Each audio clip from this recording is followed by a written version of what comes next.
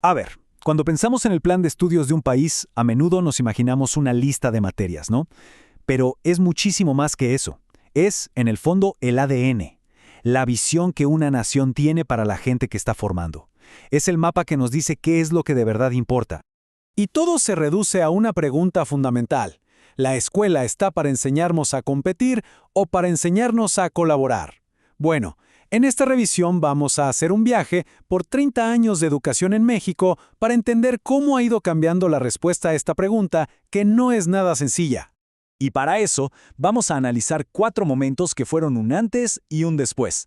Cada uno de estos planes no solo cambió lo que se enseñaba en el salón de clases, sino que representó una verdadera batalla de ideas sobre el propósito de la educación en sí.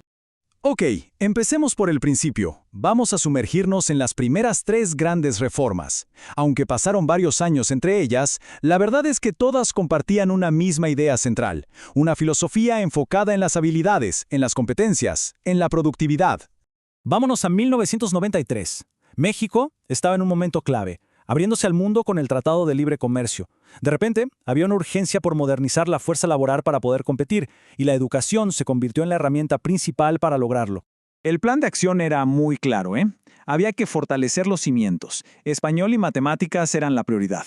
La idea era conectar directamente lo que se aprendía en la escuela con las necesidades del país, creando un sistema que fuera, más eficiente y productivo.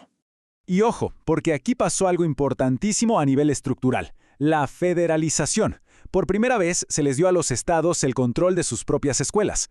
La apuesta era que, al estar más cerca, podrían adaptar mejor la educación a lo que cada lugar realmente necesitaba. Una idea que, por cierto, sigue siendo un tema de debate hoy en día. Y para que veamos qué tan práctico era todo, fíjense en esto. Hasta la clase de educación física tenía un enfoque súper funcional. El objetivo era claro: un cuerpo sano para una vida productiva. Todo giraba en torno a la resistencia, la fuerza, la higiene. Saltamos casi 20 años en el tiempo.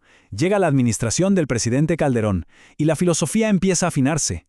La base seguía siendo la misma, pero la conversación dio un giro sutil pero muy importante. Ya no se trataba solo de qué saber, sino de qué saber hacer.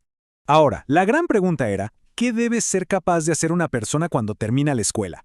Y aquí se metieron 2 temas nuevos al juego. Por un lado, las habilidades digitales. La tecnología ya era innegable. Y por otro, se empezó a reconocer formalmente la diversidad cultural del país como una verdadera riqueza. Y aquí está la clave de todo este periodo. Este cambio de mentalidad es fundamental. La meta ya no era simplemente acumular datos, sino saber usar ese conocimiento para resolver problemas de la vida real. Fue sin duda la era del enfoque por competencias. Fíjense cómo evoluciona hasta la educación física. Ya no era solo para estar sano, ahora se veía como una forma de que los estudiantes entendieran su propio cuerpo, que le dieran sentido a sus movimientos, que aprendieran de su propia corporeidad, un cambio muy interesante. Y llegamos al plan de 2017, el de los famosos aprendizajes clave. Aquí lo que se intentó fue, pulir el enfoque por competencias, hacerlo más concreto, más esencial. La idea era simplificar y profundizar. Y este modelo trajo novedades muy importantes. Por primera vez, la educación socioemocional se convirtió en una materia formal, importantísimo. Y además, se le dio a las escuelas un poco de libertad para elegir parte de sus contenidos a través de los llamados clubes. Entonces, ¿cuál era la lógica detrás de esto? Pues era concentrarse en lo que de verdad es esencial para que una persona pueda seguir aprendiendo toda su vida. Era una apuesta por la calidad sobre la cantidad, para no saturar a los estudiantes con miles de datos. Y una vez más, miren la educación física. Da otro pasito adelante. Ahora se entiende como una herramienta para construir la autoestima, para desarrollar habilidades sociales a través del logro. El enfoque se vuelve cada vez más humano, más integral. Y bueno, todo este camino nos lleva directito a la reforma más reciente, que no es solo un ajuste, es un verdadero cambio de paradigma en cómo se concibe la educación en el país. El plan de 2022, impulsado en la presidencia de López Obrador, representa un giro de 180 grados. Pasamos de un modelo que celebraba la autonomía individual a uno que pone a la comunidad en el centro de absolutamente todo. El foco cambia del yo al nosotros. Y esto implica una reestructura total. Se acabaron las materias tradicionales como las conocíamos. Ahora se habla de campos formativos que mezclan todo, y temas sociales como la inclusión o la igualdad de género se tejen en todas las áreas a través de los ejes articuladores. Por ejemplo, un proyecto sobre el agua en la comunidad podría mezclar ciencia, historia y al mismo tiempo analizar quién tiene acceso a ella y por qué. Y, por supuesto, la educación física se reinventa una vez más. Ya no se trata de quién gana o quién pierde. Ahora es una herramienta para la transformación social, para usar los juegos y las actividades para unir a la comunidad y reforzar la identidad. Muy bien, entonces si damos un paso atrás y vemos el panorama completo, ¿cómo se ve este viaje de 30 años? La verdad es que la transformación es tremenda. Vamos a ponerlos lado a lado. Miren nomás la evolución de los protagonistas.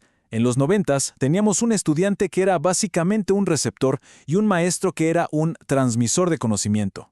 Hoy, la meta es tener un estudiante que sea un agente de cambio en su entorno y un docente que actúe como un verdadero líder comunitario. Esta tabla nos resume todo el recorrido de forma muy clara. Pero si nos fijamos en la última fila, en la meta final, ahí está la clave de todo. Hemos pasado de una educación que buscaba la eficiencia y la productividad a una que tiene como meta final el bienestar colectivo y la justicia social. Claro que una cosa es decirlo en el papel y otra muy distinta es llevarlo a la realidad de miles de aulas en todo el país. Implementar un cambio filosófico tan grande es un reto gigantesco, pero también abre oportunidades increíbles para el futuro de México. El trabajo de verdad apenas comienza. Y todo esto nos deja con una pregunta final. Una pregunta que queda en el aire. Si la meta ya no es solo sacar buenas calificaciones, sino buscar la justicia social, ¿cómo vamos a medir el éxito? ¿Cómo sabremos si la nueva escuela realmente está funcionando? La respuesta a esa pregunta seguramente definirá los próximos 30 años de educación.